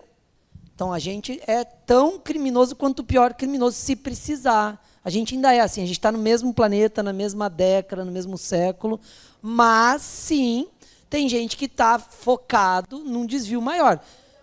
Isso, o que muda é a motivação. Se ele rouba porque ele quer comprar um Porsche, ou se ele rouba porque o filho dele está passando fome. Se ele mata porque ia matar alguém, ou se ele mata só porque é divertido matar. Mas isso não deixa ele melhor ou pior que a gente. Tá? Se a gente mata, ponto, não dá valor à vida. Né? Aí é uma discussão para piorar depois, levar para terapia, mas é só para uma reflexão importante. Tá? Então, a gente que mata para proteger um filho é tão matador quanto o cara que mata para comprar um Porsche. Tá? Aí depois vocês discutem na terapia, que isso eu não vou dar conta. Nós somos produtos de uma sociedade, né? Em uma parte, sim, não tudo. A gente é espírito individual, mas a sociedade influencia uma parte de quem a gente é. E eu costumo dizer que os piores bandidos são aqueles que estão no poder. Aí é outra discussão também, né? Mas aí a gente não vai dar conta. A gente não vai dar conta. Porque eles estão no controle e a sociedade... Eu acho assim que eles estão manipulando a gente com produtos que se assemelham a drogas. Uhum. Em vez de dar um emprego com salário digno, uma saúde preventiva, uma educação digna, aí eles produzem isso que a gente está vendo aí. Pronto, vou fechar esse tema para a gente não ir para um portal, né? Daqui a pouco a gente está separando o planeta aqui entre direita e esquerda, não vai dar certo. Mas uma coisa importante, toda liderança reflete os liderados. Então pensem sempre isso. Se a gente está numa sociedade, toda liderança reflete os liderados. Quem manda na sua casa reflete quem não manda. Quem manda no seu trabalho reflete quem está trabalhando lá. Né? Então a gente olha para esse lugar pensando em coletivo, que a liderança reflete o liderado. Ou o liderado assume o poder e passa a ser o líder, se quiser fazer diferente, ou sai daquele grupo e vai ser liderado em outro lugar que combine consigo mesmo. Essa é a minha visão, tá? Mas acho que é uma discussão boa, talvez não caiba aqui, mas ela é boa também. E quando é comigo, próximo a mim, pena de morte, vamos lá. Pronto. Pense o seguinte, né? Seu filho cometeu um crime básico, entrou com maconha na Tailândia, pena de morte. Crime básico, porque aqui dá para ir com maconha para a escola. E aí? Você é a favor ou contra a pena de morte? Ele cometeu um crime que dá pena de morte. Vai ser morto. Você vai lá só pagar a bala, inclusive. Né? Porque é você que paga para matar a pessoa lá. E aí? Que beleza, né? Pena de morte. Para aqueles que defendem a pena de morte, ela tem que ser válida para todo mundo daí. Então é olhar para esse lado. Eu não estou falando de que matou alguém, ele só entrou com maconha no bolso, que era a maconhinha de ele fumar lá na praia, que ele estava chegando, para curtir as férias. Sacaram? Então é olhar para esse lugar, e aí amplia um pouquinho sua discussão, né? Que e aí, quando é do meu lado? E eu não estou nem indo para o lugar por acaso, alguém da sua família cometeu um crime mais hediondo, né, do que entrar com a maconha na Tailândia no bolso. Então é olhar para esse lugar e pensar, né, quanto a gente está julgando, quanto a gente ainda tem desse olhar do que a gente está julgando, e quanto é nosso, quanto não é nosso. Essa é uma reflexão bem puxada, mas que é válida. Ok? Diga.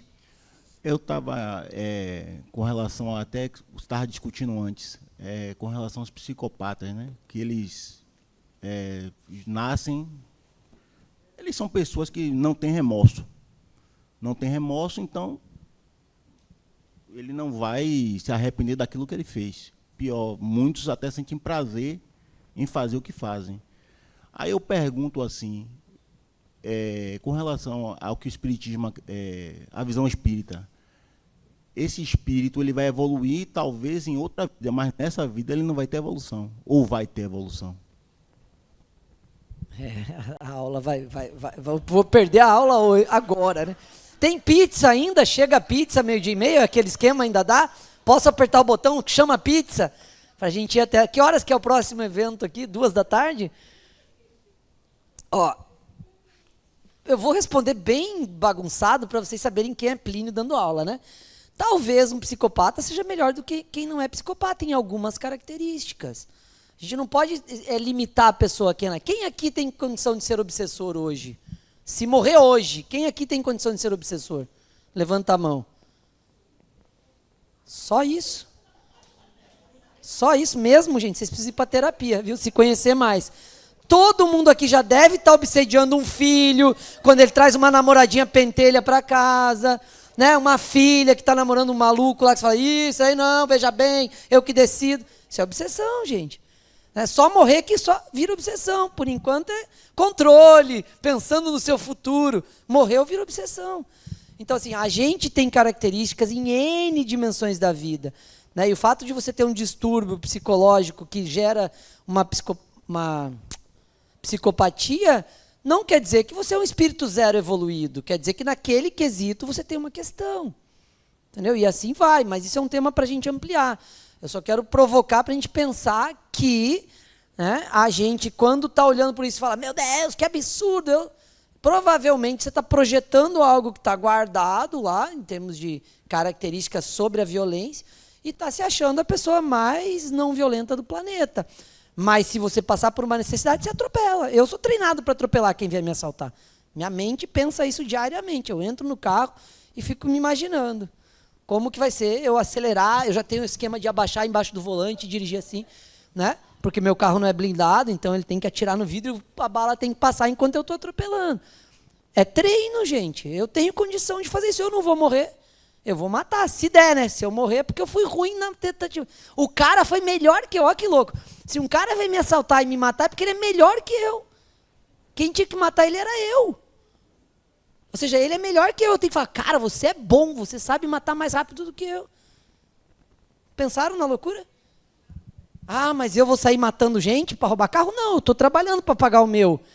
Mas se vier roubar o meu, eu vou preservar minha vida. Ó, hoje eu estava vindo, para ver como essa reflexão é rica para mim. Estava vindo, tinha uma viatura da polícia, aí eu fiquei pensando, olha, se um dia eu tiver com um sequestrador no carro, eu bato num carro da polícia.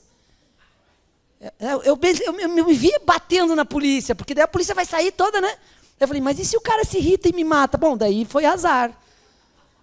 Mas eu tentei, você está sendo sequestrado. Você tem que bater num carro que te ajude. Né? Bater num carro da polícia. E tentar bater do lado do cara ainda, para o cara se machucar, para dar tempo da polícia te proteger. Vocês entenderam isso? Não são meus. Ah, você não me conhece. Esses são os meus melhores pensamentos. Os meus piores, nem posso falar aqui, né, Luizinho? Não, mas é uma técnica. Inclusive, eu pensei, vou perguntar para alguém da polícia se isso é uma boa estratégia. Você já foi sequestrada? Você faz o que precisar nessa hora. Então, deixa para depois essa conversa. Mas bater no carro da polícia, para mim, era uma forma... Eu vi o carro e falei, olha, se eu bato no carro da polícia, pode ser que o cara desça nervoso e resolva a situação. Porque eu não ando armado, preciso de alguém com arma para me defender. Beleza? Gaiato, né? Não, aí, até ele entender quem é o ladrão, pode ser que eu também leve um tiro, né? Mas daí deu errado. Tentativa, gente. Você já está no buraco, o que você tentar ali pode dar resultado. Então, pensando sobre isso, eu acho que é uma reflexão assim, não podemos reduzir o ser humano a um fato, a uma encarnação. Uma encarnação é nada, gente. A encarnação em que ele foi ladrão e roubou e matou não sei quantos, é nada. Todo mundo aqui, em alguma encarnação, já matou um monte de gente. 200 anos atrás, resolvia briga como? Na faca. Sacaram? Viking. Como que era viking? Ou você morria, ou você matava, ou você era religioso e era morto quando entrava na igreja, ou você fazia abuso, ou você era abusado. Isso era viking, gente. Aqui, vocês acham que a gente não foi viking? Por quanto tempo só teve viking nesse planeta? Entenderam? Então, parar de olhar para esse lado e falar, a gente já foi assim, a gente ainda é assim. Tem gente que ainda é viking. Tem gente que ainda se comporta na sociedade como viking. Rouba, pilha, sequestra, assalta, abusa. Ainda está lá no viking. Ah, então essa pessoa ainda não evoluiu. Ok, nesse aspecto não. Mas não é porque ele é agora e você foi 200 anos atrás que você é melhor que ele. Você só está resolvendo algumas questões. Tá? Tem outras que você deve ser pior, mas daí cada um que lide. Eu não tenho conta de lidar de todo mundo. Né? Foi? Respondido, amigo? Tá? Então essa é a reflexão. Me ajudem, hein? A gente quase perdeu a aula, hein? A gente já estava quase separando os partidos aí da sala. Mas, assim, pensar como você está falando é complicado, porque aí a gente vai começar a olhar essas coisas e dizer, não, coitado, é só uma pessoa que eu já passei por isso, mas ele só é um evoluído ainda nesse aspecto que é complicado demais isso. Quando você está em um nível evolutivo diferente, que você não mataria. Eu, realmente, para pensar em matar alguém, sinceramente, só se for em uma coisa mesmo com filho, com mãe, que aí, meu amigo, mas, fora isso... Então, é difícil você olhar para alguém que você percebe uma frieza em relação à vida, um descaso, uma indiferença, e você achar que não, que é muito simples, é porque eu já fui assim, coitado. Ele deve ser bom em outro aspecto. É muito complicado isso. Concordo que é complicado. Você só mataria por filho e mãe? Até agora eu só consigo imaginar isso. Irmão não? Sim, mas eu estou falando de algo assim nesse marido, momento. Sim. Sobrinho? Sim. Ó, tá aumentando, hein? É, cuidado. mas eu não quero nem pensar já é nessa muita lista. gente. Não. Já mata uns 30 aí, ó, se der azar. Cuidado, viu? Tá piorando. Vizinho não, né? Vizinho, aquele do condomínio, então, aquele da reunião, nem me mexo, só fico assim. Nossa, aconteceu. Vizinho não, mas parente eu até me esmero a dar uma atropeladinha. Os recursos naturais escassos e as necessidades ilimitadas. Ó, vamos pensar que a gente saiu da aula mesmo, né? Parece que eu estou falando de outro assunto agora. Crescimento populacional. Para que as condições do planeta possam permitir abrigar o enorme contingente populacional, estamos incorporando à sociedade um planejamento familiar como forma de frear o aumento populacional e possibilitar melhores condições de vida. Esse livro de Adenauer foi escrito há alguns anos, ou seja, era bem quando estava essa coisa, ó, peraí, tem que diminuir, minha avó tinha 13 filhos, minha mãe só teve 2, né? E eu 1. Né? E a próxima geração 0, talvez. Né? Então, assim, tem vários países sofrendo com filho 0. Né? Mudanças da pirâmide faixa etária e envelhecimento da população. O que é isso? É o recurso ilimitado, o recurso escasso, a necessidade ilimitada. Né? Vai dar conta de 13 filhos, que nem minha avó deu. Né? 13 boletos de faculdade. Né? Que delícia que deve ser, né? Então, assim, vai dar conta de 13 planos de saúde, né? Vai dar conta de uma mesa de almoço para 15 pessoas. Né? Ou seja, vai levar o pessoal no cinema. Né? Imaginou? É uma Kombi, 2 Kombi, né? Uma van. Né? Então, assim, eu estou fazendo um exemplo bem básico, mas, assim, certamente isso daqui é consequência de recursos escassos. Então, é uma mudança, né, de lógica social e que efetivamente a gente vem vivenciando isso. Poucas pessoas, e normalmente são aquelas que, em 2 pontas, uma, tem condições de ter uma vida adequada com mais filhos, ou aquela que não tem visão de nada e está ali loucamente engravidando, que é a população de baixa renda, que ainda tem um problema sério com isso. Né? E que talvez isso reforce o baixa renda, porque vai piorando a situação. Mas isso é um problema social, político e estrutural. Né? O que a gente tem que olhar é que tem um movimento, sim, nos países que vão se desenvolvendo, que é a redução de filhos, e muito sério, inclusive, que é o envelhecimento da faixa etária, e a pirâmide muda, e aí estão lá importando gente. Né? Por favor, venham morar aqui, porque vai acabar. Tem cidade que acabou na Europa.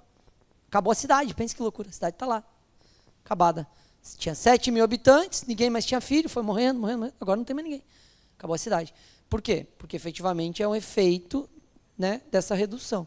Então, esse é um lugar também da ideia de lei da natureza, ou seja, vai ficando escasso, vai reduzindo até que, efetivamente, a gente tem que equalizar. Provavelmente, isso seja um movimento de ajuste polarizado, ou seja, vai para um polo, filho para caramba, depois vai para outro polo, filho nenhum, agora qual que é o polo ideal?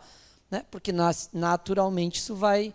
Acho que a natureza tem esse poder de se equilibrar, né? Ela tem um funcionamento harmônico ali que leva a essa entropia, talvez esse lugar de ir se organizando, né?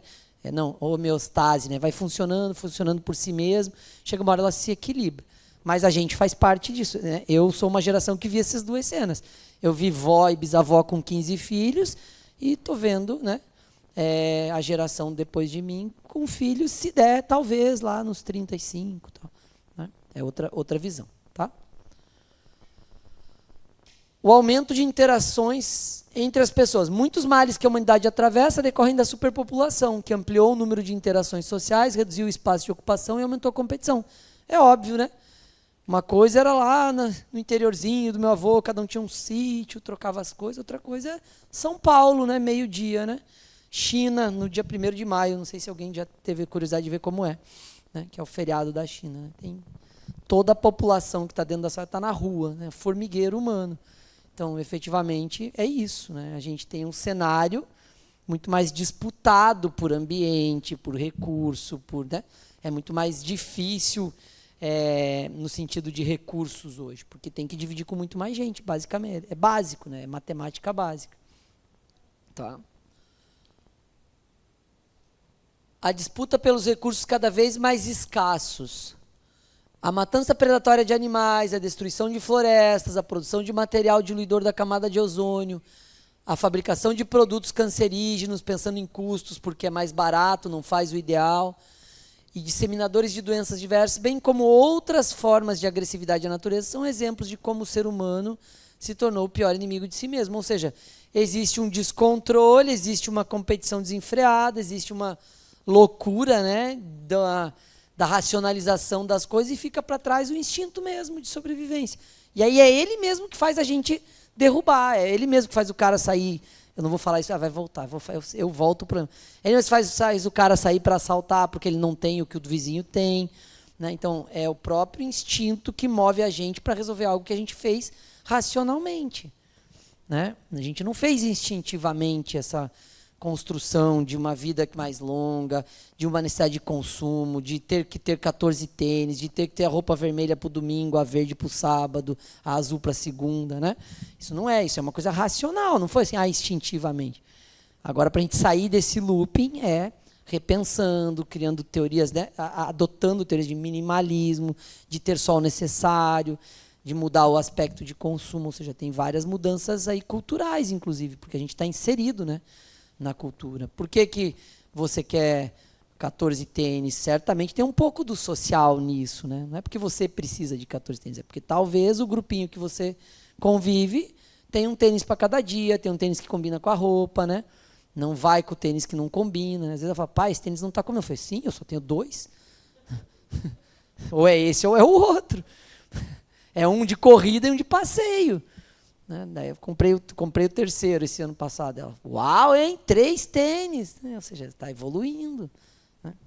É sobre isso. Quando a gente pensa em imortalidade, preservar o meio ambiente é dever e necessidade ao mesmo tempo. Porque a gente tem que pensar em encarnados e desencarnados. Estamos todos sujeitos a viver na natureza, cabendo-nos preservá-la a todo custo. É aquilo que eu falei. Estamos desencarnados. 100 anos atrás, quem eram os desencarnados? Nós.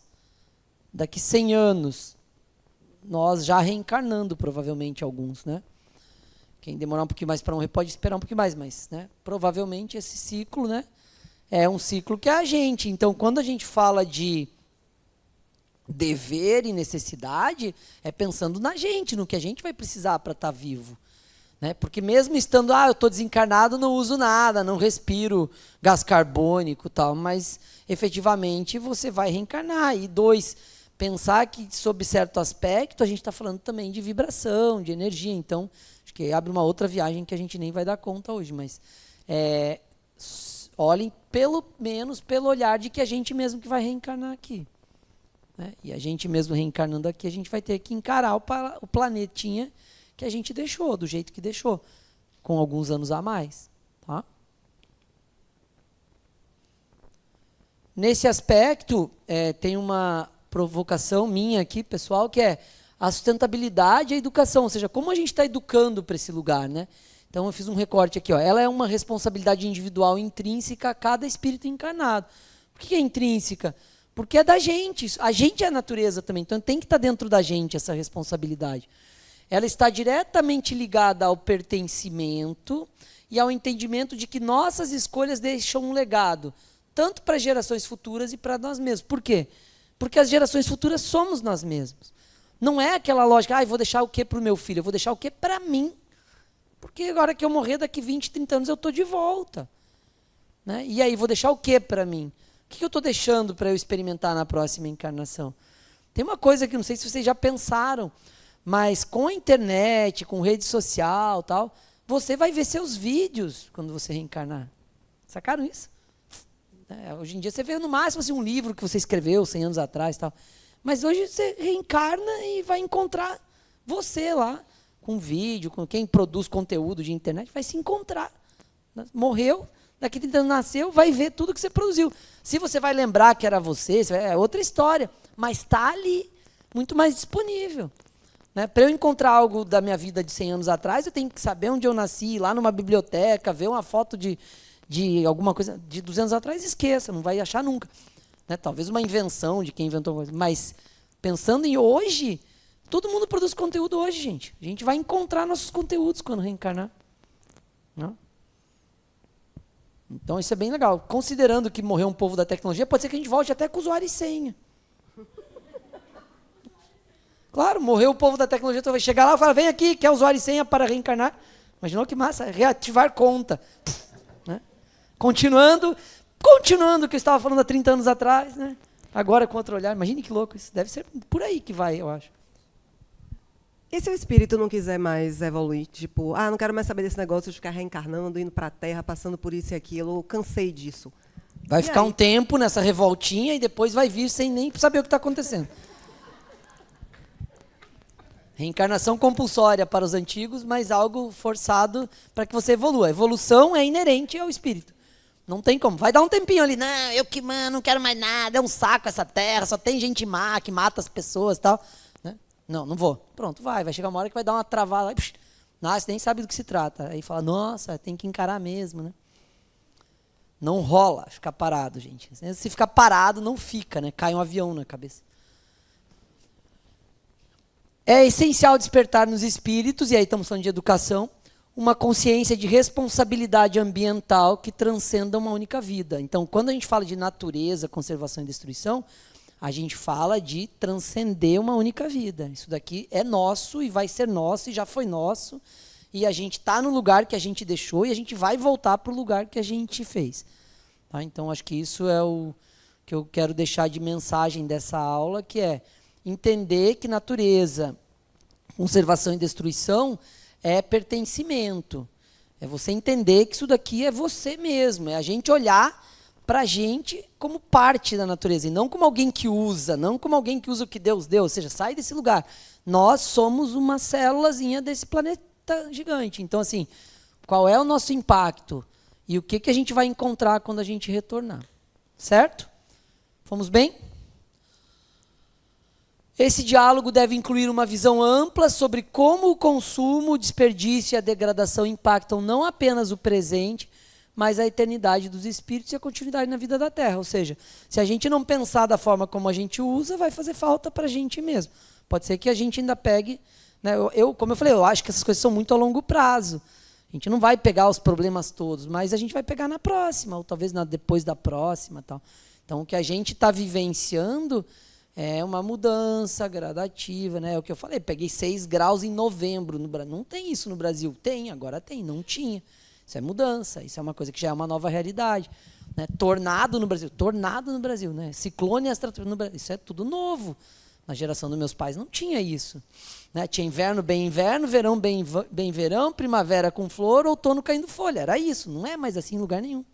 Né? Então isso já é um novo ambiente, e a gente vai pegar isso piorado um pouquinho daqui para frente. Fomos bem? Alguém mais? Alguma pergunta? Tranquilinhos? Então tá bom, cadê a turminha? Matei todo mundo, até os organizadores. Luizinho, você assume aí?